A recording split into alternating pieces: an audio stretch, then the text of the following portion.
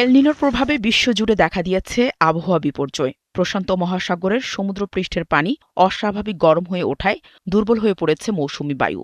বৃষ্টি কমে নানা জায়গায় দেখা দিয়েছে খরা। এতে পুরো বিশ্ব বিপর্যস্ত হয়ে পড়লেও সুফল পাচ্ছে ইন্দোনেশিয়া। দেশটির জাভা প্রদেশের লবণ চাষিরা এল নিনোর প্রভাবে সৃষ্ট খরায় বেশ আনন্দিত। দেশটিতে লবণ উৎপাদনে বেশিরভাগ কৃষকই কম প্রযুক্তি ব্যবহার করেন। তারা শুষ্ক মৌসুমে উপকূলের জলাশয়ে সমুদ্রের পানি রেখে বাষ্প করে লবণ তৈরি করেন। তাই দেশটির কৃষকরা এল নিনোকে একটি আশীর্বাদ বলে মনে করছেন। উৎপাদন বেড়ে যাওয়ায় লবণ চাষিরা বলছেন এল নিনো যেন প্রতি বছর ফিরে আসে। এদিকে দেশটির আবহাওয়া দপ্তরের পূর্বাভাস ২০২৭ সালের শুরু পর্যন্ত থাকতে পারে এল নিনোর প্রভাব। আমাদের কাছে এল নিনো হলো এক আশীর্বাদ ও অনুগ্রহ। এটি এমন একটি বিষয় যা আমাদের কৃতজ্ঞ হওয়া উচিত।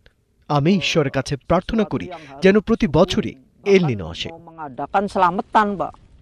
অক্টোবর মাস পর্যন্ত এরকম শুষ্ক আবহাওয়া থাকলে এই অঞ্চলে লবণের বাম্পার ফলনের আশা করছেন কৃষকরা। উৎপাদনের পরিমাণ বেশ ভালো।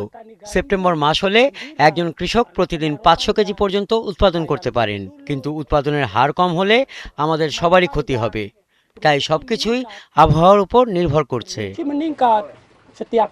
এদিকে বিশ্বের অনেক দেশই এল নিনো দাবানল ও ফসলহানির ঝুঁকি বাড়িয়ে দিয়েছে। তীব্র দাবদাহের কারণে দীর্ঘমেয়াদী সংকটের আশঙ্কায় দিন কাটাচ্ছেন অন্যান্য দেশের কৃষকরা।